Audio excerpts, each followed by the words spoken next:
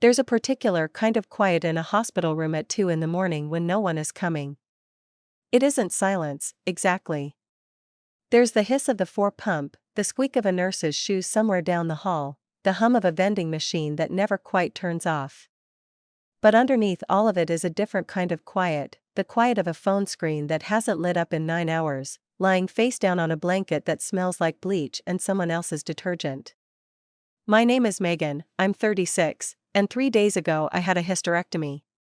I want to start there, in that room, because everything that came after, the calls, the accusations, the dinner table where my whole family looked at me like I was the one who'd done something wrong, none of it would mean anything if you didn't first understand what it felt like to wake up from anesthesia and reach for my phone before I even reached for the call button, because some old, stupid part of me still believed someone would be there. No one was there. I work as a case manager at Mercy General, here in Council Bluffs, the kind of job where I spend my days making sure other people's families show up, coordinating discharge plans, calling daughters in Phoenix and sons in Tulsa, telling them what time visiting hours start, what the surgeon said, what they need to bring. I've spent 11 years being the calm voice that gets other people's relatives through the worst week of their lives. I know exactly what a hospital room is supposed to look like when someone loves you.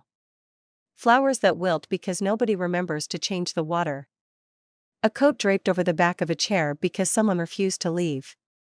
A granddaughter's crayon drawing taped above the bed. My room had none of that. My room had a get well card from my coworker Priya, a copy of People magazine my husband Eric had bought in the gift shop, and, on the third morning, 14 missed calls, all from the same 4 people, all clustered together in a single 90-minute window that started at 6:48 p.m. on a Thursday. The surgery had been Tuesday. I didn't understand the timing yet. I wouldn't understand it for weeks. But lying there with my abdomen still raw under the dressing, watching that string of red notification numbers stack on top of each other, I felt something tighten low in my chest that had nothing to do with the incision. I should tell you who they were. My mother, Carol, 64, retired from 30 years of teaching second grade, the kind of woman who remembers every birthday and somehow also makes you feel like you've disappointed her by existing. My father, Walt, 67, who has spent 4 decades agreeing with my mother in a way that looks, from a distance, almost like peace. My younger sister, Renata, Rennie, 31, who sells real estate and has never once in her adult life paid her own car insurance. And Joelle. Joelle I'll get to. Joelle is the one that still catches in my throat. I'm the oldest. I have been, my entire life, the one who holds things together, the one who drove 2 hours through an ice storm the year Rennie's first marriage ended so she wouldn't be alone on Christmas, the one who sat with my mother through both of her knee surgeries, the one who, when anyone in this family needed something fixed, smoothed, explained, or quietly cleaned up, was already halfway there before they finished asking. I used to think that was love. I used to think that was just what a good daughter did. I am telling you this from a kitchen table 2 years later, the light coming in low and gold through the window over the sink, and I can tell you now with complete certainty that what happened during those 3 weeks in October didn't break something that had been whole. It cracked something open that had already been hollow for a very long time. I just hadn't been the one holding the hammer. It started the way these things always start, quietly, with something so small I almost didn't notice it at all. 6 weeks before the surgery, I sat across from my mother at her kitchen table, the same table she's had since I was 9, scarred along one edge from where Rennie used to do her homework with a steak knife instead of a pencil sharpener, because Rennie has never once in her life done anything the easy way, and I told her the date. October 14th, I said. It's a Tuesday. They're keeping me overnight, maybe 2 nights. Dr. Albrecht says recovery's 4 to 6 weeks before I'm back to normal. My mother nodded the way she nods at everything, a small efficient dip of the chin, and said, okay. Well. Let us know if you need anything. At the time I thought that was just how my mother talked. Clipped. Practical. Not the kind of woman who cries at hospitals or hovers at bedsides. She'd always said that kind of thing was for people who liked the attention more than they liked being helpful.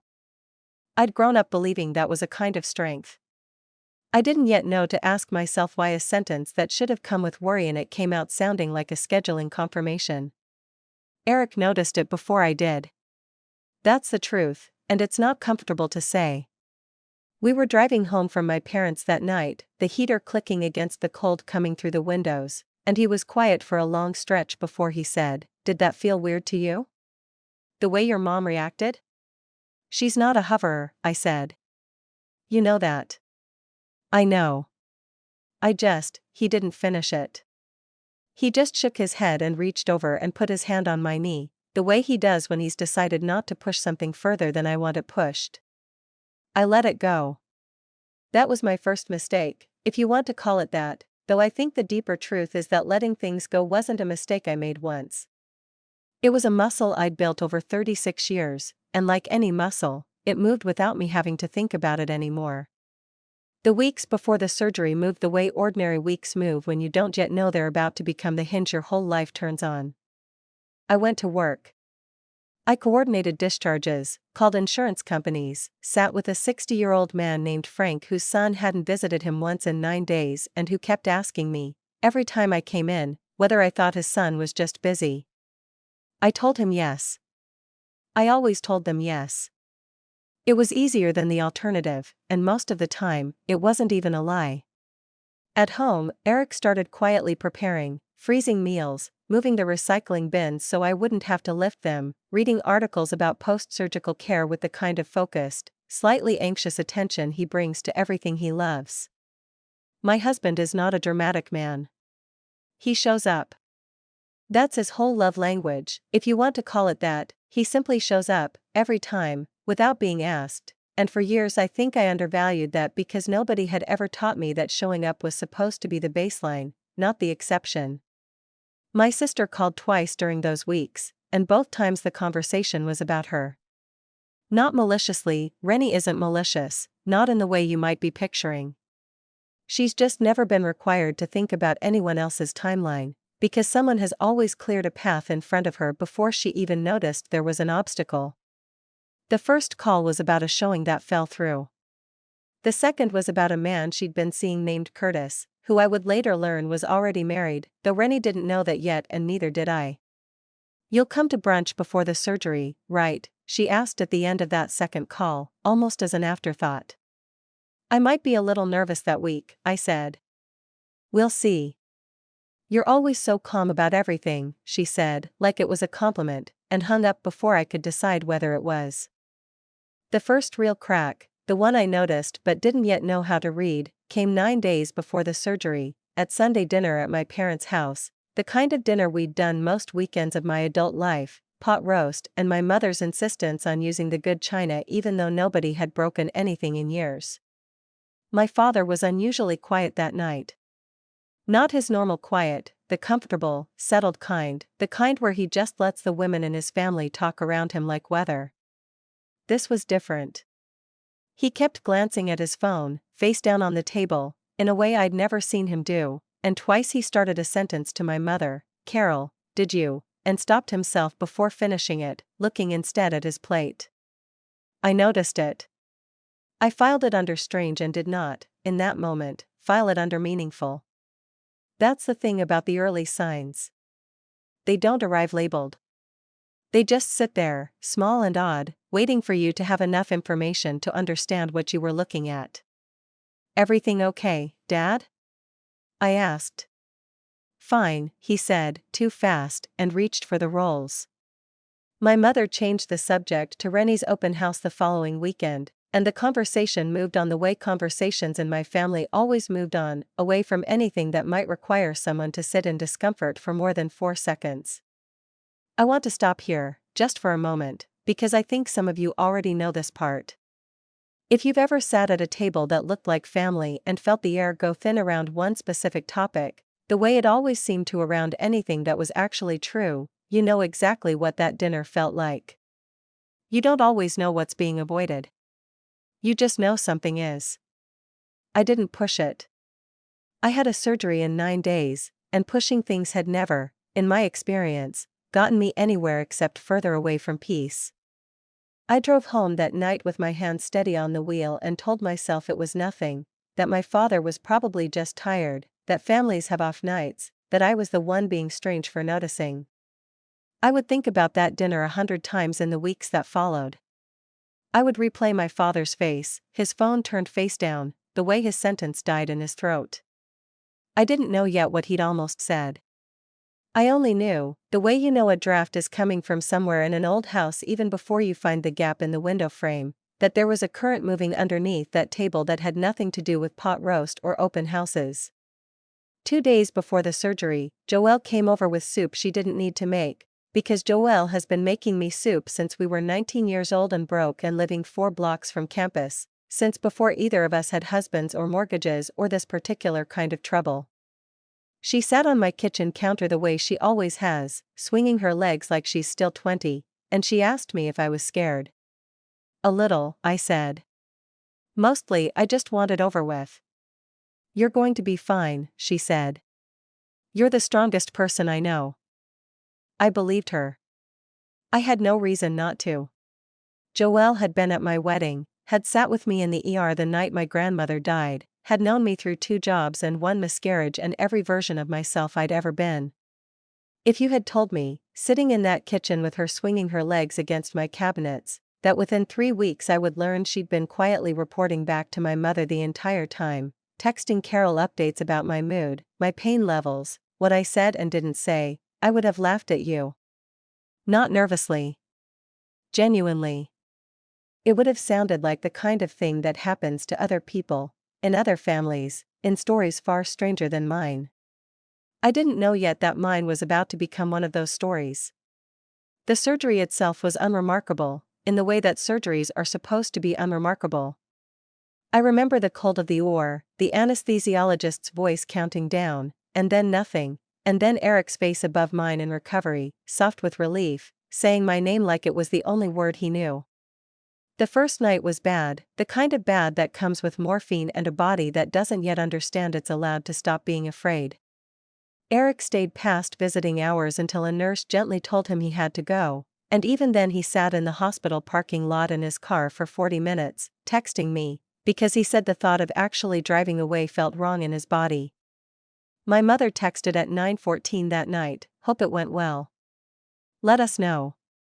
I remember staring at that message in the dark, the machine beside me beeping its slow steady rhythm, and feeling something I couldn't yet name.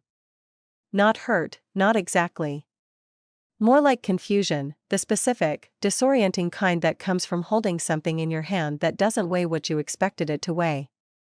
I typed back, went fine. Tired. Talk tomorrow. She didn't respond. I told myself she was probably already asleep. My mother has always gone to bed early. This, too, I filed under normal, the way you file most things when you've spent your whole life being the one who doesn't make waves. The second day, lying in the hospital bed with a catheter and a body that ached in places I hadn't known could ache, I texted the family group chat, Rennie, Mom, Dad, Megan, a simple line, doing okay. Sore but okay. They might let me go home tomorrow. 3 hours passed before anyone responded. Rennie sent a string of pink heart emojis and, underneath them, a single sentence that had nothing to do with me. Can someone call me? I think Curtis is married. I found something on his phone.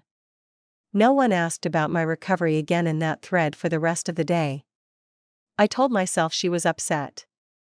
I told myself it wasn't about me, that Rennie's crises had always swallowed whatever room they landed in, that this was simply how my family operated, and there was a strange, almost reflexive comfort in reminding myself of the pattern, because a pattern, even a painful one, is at least something you can predict.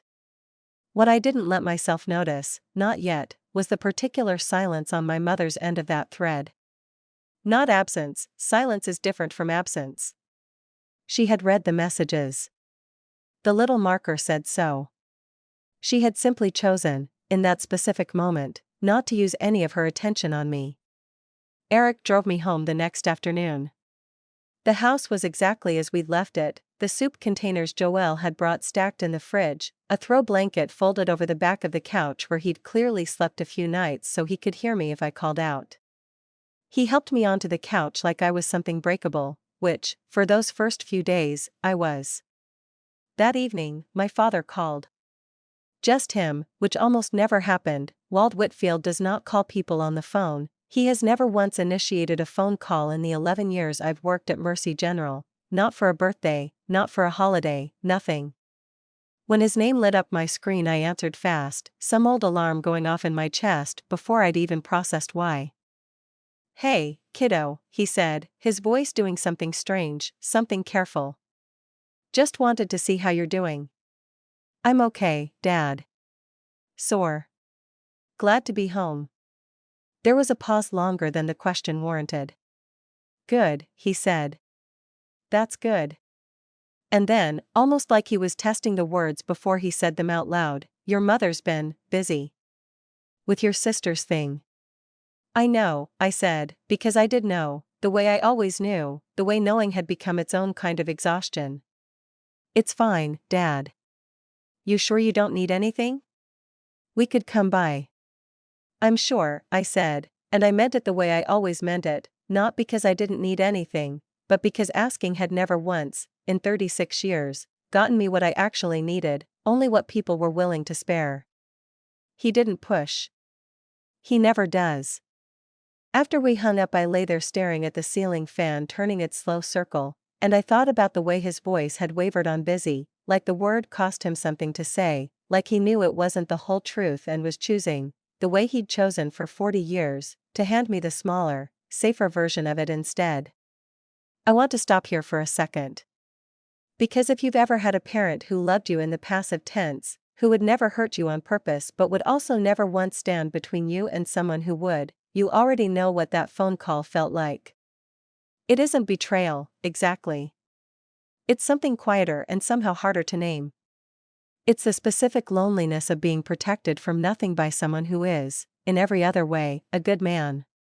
By the fourth day home, the pain had dulled into something manageable, something I could move through if I went slow, and the strangeness of my family's silence had started to needle at me in a way I couldn't fully ignore anymore. I hadn't heard from my mother since that first text. Not a call, not a follow-up, nothing. I told myself she'd call when she had a free moment, that Rennie's drama with Curtis had probably eaten an entire week of her attention, that this was simply how things had always gone and I had survived every other version of it. Joelle came by on day 5 with groceries and the specific brand of cheerful energy she always brought into a room, like she was personally responsible for making sure no silence lasted too long. "How's everyone treating you?" she asked, setting bags on the counter, not quite looking at me when she said it. "Fine," I said. "Quiet. You know how it gets when Rennie's having a thing." "Right," Joelle said, and there was something in the way she said it, too fast, too smooth, the kind of agreement that arrives before you've finished the sentence it's agreeing with, that made me look up at her. She was already turned toward the fridge, unpacking yogurt, her back to me, and I couldn't see her face. I noticed the quickness of it. I did not, that day, understand what it meant.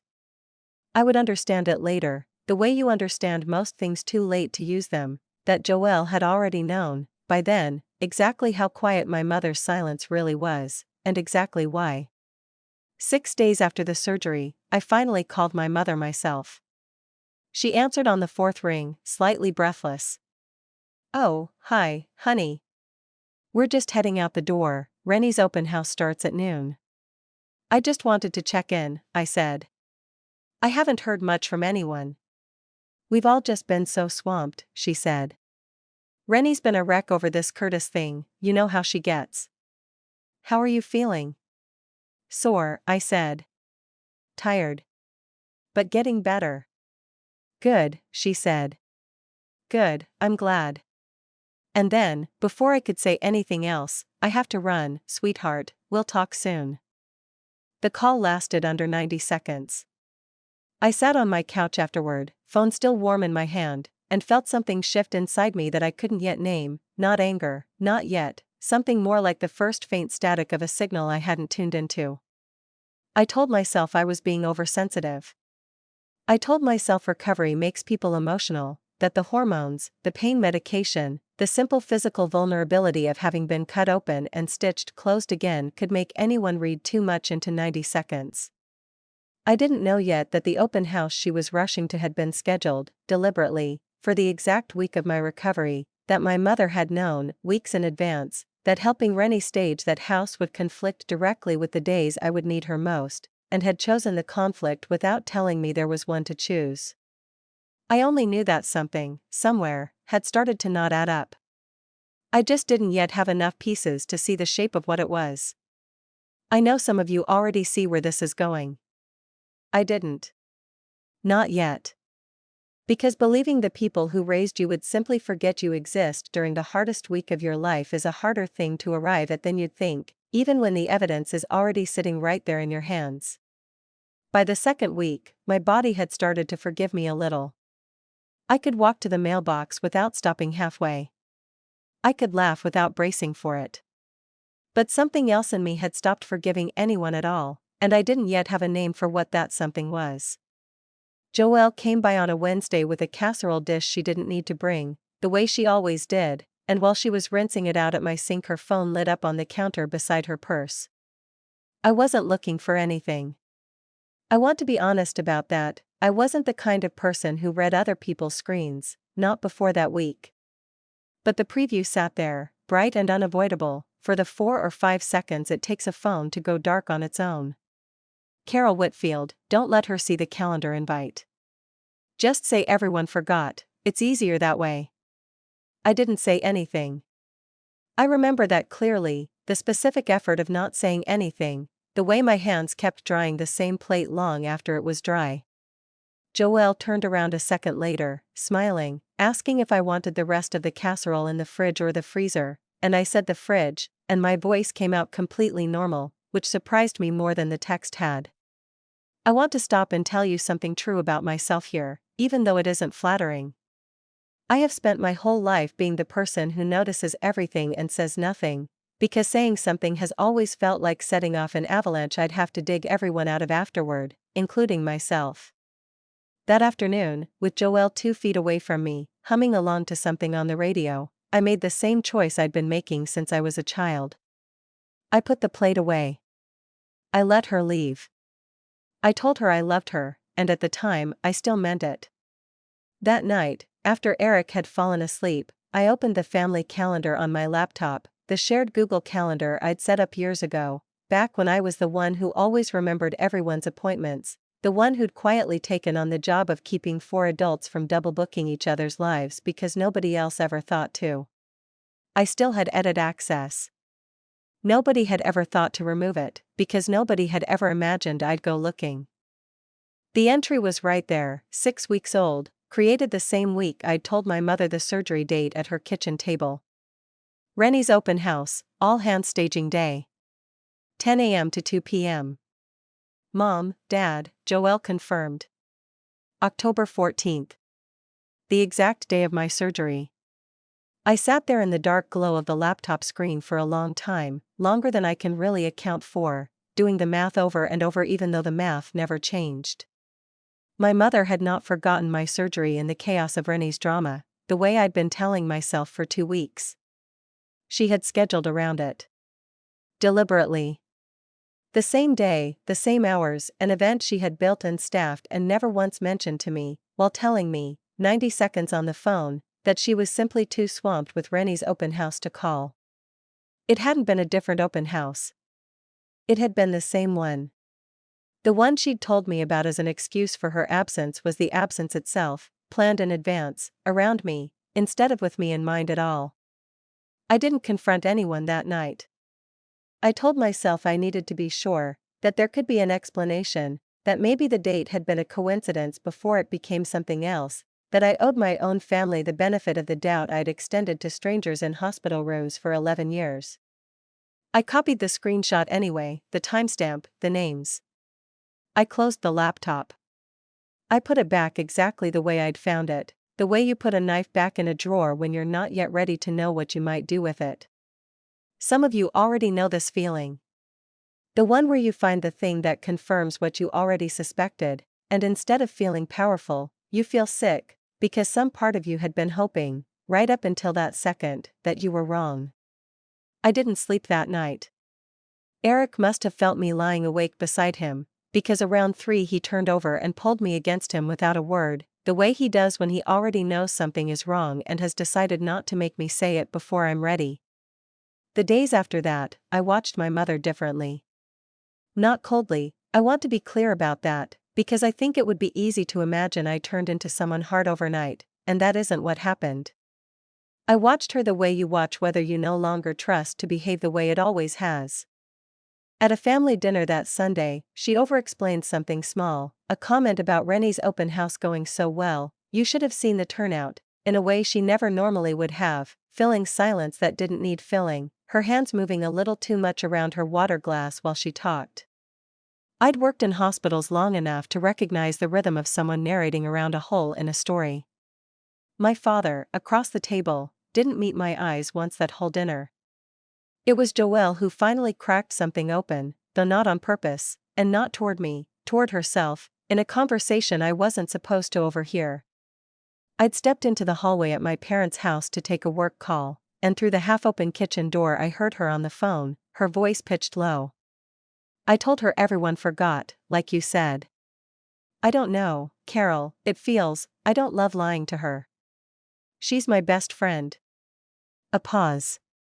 Then, quieter, almost apologetic to whoever was on the other end of it, I know. I know what you do for my business, I'm not saying I won't.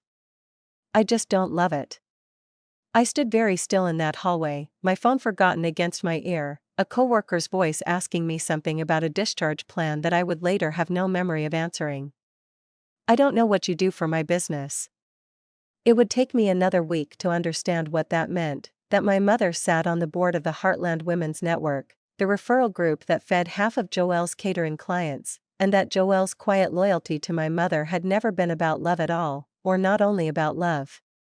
It had been about a steady stream of bookings she couldn't afford to lose, dressed up, for years, as the closest friendship of my life. That detail seemed insignificant at the time. It wasn't. There was an older piece underneath all of it, too, something I hadn't let myself look at directly in over a decade. The year I turned 26, I'd been accepted into a transfer program in Minneapolis, a step up from the case management work I was doing here, a chance to specialize in a way that would have meant actually leaving Council Bluffs for the first time in my life. My mother had cried for 3 days. Not angry tears, worse than that, frightened ones, the kind that make you feel like the cruelty of leaving is yours alone to carry.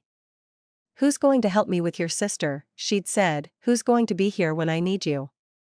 I'd turned the program down within the week. Rennie, 2 years later, moved to Omaha for 8 months on a whim, for a man who didn't last, and nobody cried once. I hadn't thought about Minneapolis in years. Sitting in that hallway, the truth of Joelle's phone call still ringing in my ears, I understood for the first time that it hadn't been an isolated moment.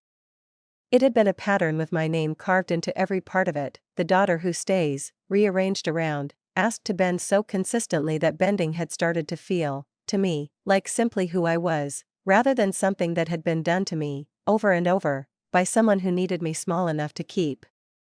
I went back into the kitchen a few minutes later with my face arranged into something normal. My mother asked if everything was all right with work. I said it was fine. I did not, that night, say anything else. I held the screenshot, the overheard call, the old ache of Minneapolis, all of it folded up inside me like something I wasn't ready to unfold in front of anyone, not because I'd forgiven any of it, but because some instinct in me, older than I liked to admit, was waiting for the moment when putting it on the table would actually mean something. I didn't know yet that the moment was 3 weeks away, at a Thanksgiving table, in front of everyone. Thanksgiving at my parents' house has never changed in 30 years, the same tablecloth, the same argument about whether the turkey needs another 20 minutes, the same chair at the head of the table that has been my mother's for as long as I've been alive.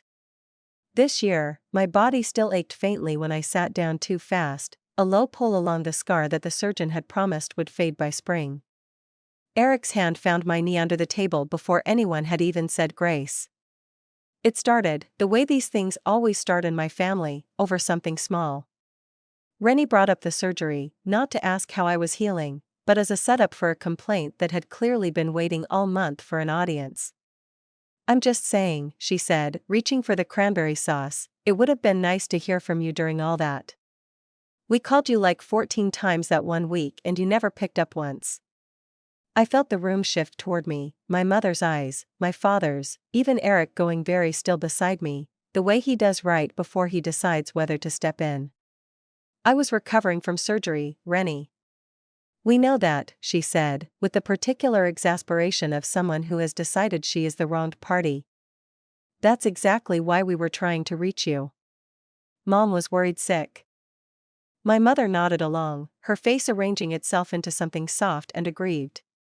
We just wanted to know you were okay, sweetheart. You went completely silent on us. There it was, the room my mother had built, the narrative already set in place before I'd said a word, exactly the way she'd built it.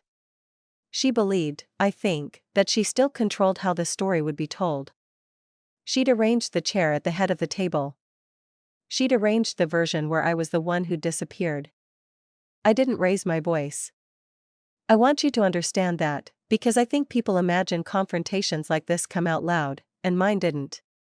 Something in me had gone very quiet, the kind of quiet I recognized from work, from sitting across the table from family members who'd been avoiding a hard truth for months and finally had to hear it spoken out loud. You scheduled Rennie's open house staging day for the same hours as my surgery, I said. 6 weeks in advance. You knew the date before I even told Joelle. The table went still in a way Thanksgiving tables never go still. That's not, my mother started. I have the calendar invite, I said. I have the screenshot. You told everyone to say they forgot. My mother's face did something I had never seen it do before, not anger, not yet, something closer to recalculation, the look of someone running through every available exit before choosing one. My father set down his fork. Rennie's mouth opened and then closed again, and for one long moment nobody in that room said anything at all. She had built this table believing she still controlled the story being told at it. She hadn't accounted for the possibility that I might bring my own version, already written, already true. It was Joelle who broke first, not my mother. Megan, I need you to know I didn't want to. I heard you on the phone, I said, still quiet, still not looking away from my mother. At Sunday dinner. In the hallway. I know about the referrals. Joelle went white. My mother's eyes flicked to her, sharp, a single flash of something that looked almost like betrayal, as if Joelle's complicity had been hers to manage and protect, and the management had just failed in front of everyone who mattered. And then, somehow, the person who surprised me most wasn't my mother at all. It was Rennie. Wait, she said slowly, looking between Joelle and our mother, something shifting behind her eyes. Mom, did you know about the surgery date when you scheduled my staging day? Renata, it's not that simple. That's not an answer. Rennie's voice had changed completely, all the breeziness gone out of it. For the first time in longer than I could remember, my sister looked at our mother the way you look at someone you're seeing clearly for the first time. You used my open house. You used me. To avoid Megan's surgery, and you let me believe it was just bad timing. My mother did not deny it again. What she did instead was something I hadn't expected, something almost more unsettling than denial would have been. She straightened in her chair, folded her hands in front of her on the good tablecloth, and began, in a calm, almost lecturing voice, to explain herself. I have spent 30 years holding this family together, she said. Do you have any idea what that takes? Rennie needed me that week, she always needs someone, that's simply who she is, and somebody has to be there for that. Megan has never needed me the way Rennie does. She's never needed anyone. She just handles things. She always has. I told myself you'd be fine, because you always are. I didn't think, her voice caught, just slightly, the only crack in the whole performance, I didn't think it would matter to you the way it apparently did. It would have been easy, in that moment, to scream at her. Some other version of me, on some other day, might have. Instead I just looked at her, really looked, the way you look at someone for the last time before you stop expecting something from them, and felt the floor of my whole life quietly, finally, give way beneath 36 years of believing I'd simply been the strong one by nature, rather than the one nobody had ever bothered to ask. You didn't think it would matter, I repeated, that you scheduled around your daughter's surgery and told her it was bad timing. I'm explaining it to you, she said, an edge of impatience creeping in now, because I want you to understand why, not because I think I need to apologize for being honest about how this family actually works. You don't, I said. You don't need to apologize. I understand exactly how it works now. I didn't cry at that table. I didn't throw anything, didn't storm out, didn't deliver some speech I'd rehearsed in the shower the way you might imagine. I just sat there, very still, and let the silence after her words do the only thing it could do, sit in the room, undefended, in front of everyone, exactly as true as it was. My father finally spoke, his voice thinner than I'd ever heard it. I should have said something. At dinner, weeks ago. I almost did. He looked at me, and something in his face had finally, after 40 years, stopped hiding. I'm sorry, Megan. I should have told you. It wasn't much. It wasn't enough to undo anything. But it was the first true thing anyone at that table had said to me in a month, and I held on to it the way you hold on to the one solid handhold in a wall that's mostly given way. I didn't speak to my mother for 6 weeks after that Thanksgiving. Not out of punishment, I want to be clear about that, because for a while I thought it might be, and I had to sit with the difference until I was sure. It wasn't revenge. It was simply that I no longer had anything automatic to say to her, the way I always had before, and I needed the silence to find out what, if anything, was actually still there underneath 36 years of performance. Rennie called me twice that first week, which she had never once done in her life without a reason attached to herself. The first call she mostly cried. The second, she asked if she could come over, and when she did, she sat at my kitchen table, the same kind of table, a different house, and said, I didn't know. I want you to know I didn't know, but I also want to say I should have asked more questions a long time before this. About a lot of things. It wasn't an apology that fixed anything. But it was the beginning of something between us that hadn't existed before, the first time in either of our lives that she'd looked at the shape of our family and questioned it instead of simply living comfortably inside it. Joelle wrote me a long email I read once and never answered. She apologized. She explained the referrals, the years of small favors, the fear of losing a business she'd built from nothing. I believed every word of it, and it didn't matter. Some bridges don't burn in a dramatic fire. They just quietly stop being load-bearing, and one day you notice you've stopped walking across them at all. My father started calling me on Sundays, just to talk, no occasion required. It was small. It was also the first new thing he'd ever offered me without my mother's permission standing somewhere behind it. My mother and I did eventually speak again, a stilted, careful conversation in February, over coffee she made too strong the way she always has. She didn't apologize, not really, not in the way I might have wanted at 26. What she said instead was, I don't think I know how to be the kind of mother who asks what you need instead of deciding it for you. I don't know if I can learn that now. It wasn't absolution. It was, at least, the truth, which was more than she'd ever given me before. I think about that hospital room a lot, even now. The quiet of it at 2 in the morning, the phone that didn't light up, the version of myself who still, after everything, reached for it first. I don't reach for it that way anymore. Not because I stopped loving my family, I don't think I ever could, not entirely, but because I finally understand that love which only flows in one direction was never actually love at all. It was a job I'd been doing my whole life, unpaid, unasked, and mistaking for belonging. I still help my family when they need it. I just no longer disappear myself to do it. What's strangest about a story like this isn't the scheduling conflict, or the screenshot, or even the things said across that Thanksgiving table. It's how long an entire family can run on the unspoken agreement that one person's needs are simply less urgent than everyone else's, without a single person ever having to say that sentence out loud. Carol never decided, in some villainous, deliberate way, to ignore her daughter's surgery. She decided, over decades, that Megan was the reliable one, which is a kinder-sounding way of saying she decided Megan's pain could wait, because Megan's pain had always waited before and nothing bad had ever happened as a result, to her. The real collapse in this story isn't the open house or even Joelle's quiet betrayal. It's the slow accumulation of 100 smaller moments, a turned-down transfer program at 26, a niece's drama prioritized over a sister's surgery, a father's silence mistaken for peace, that built, brick by brick, a family structure that could only stand as long as one person agreed to be load-bearing without complaint.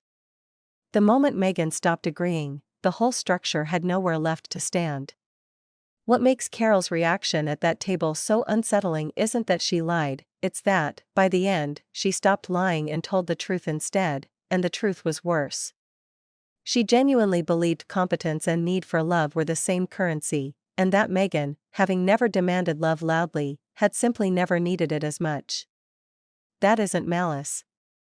It's a kind of devastating, ordinary blindness, the blindness of someone who has spent so long managing a family's emotional economy that she forgot some of its members were running on empty the whole time, simply because they never said so. The hardest truth this story arrives at isn't about Carol at all, though. It's about what it costs to be the person everyone calls reliable. Reliability, in families like this one, often isn't a compliment. It's a quiet form of permission for everyone else to stop paying attention, because someone else already is. The danger was never that Megan's family didn't love her. It's that her love had been priced, for 36 years, lower than everyone else's convenience, and she had never once been asked whether she'd agreed to that exchange rate. Which leaves the harder question, the one this story doesn't fully answer: how many of us are still operating on a price we never actually agreed to? I think about Wall's apology more than I think about my mother's explanation, because his was small and unfinished and real, and hers was complete and still, somehow, missed the point entirely. That's the part that stays with me, that you can say all the true things about why you did something, and still never actually say the one true thing the other person needed to hear, which is simply, "I'm sorry I made you small so I could feel held together."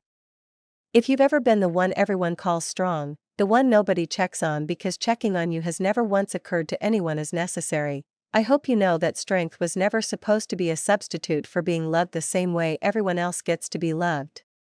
You're allowed to need people. You're allowed to let the silence after you ask for help be uncomfortable, instead of filling it yourself the way you always have.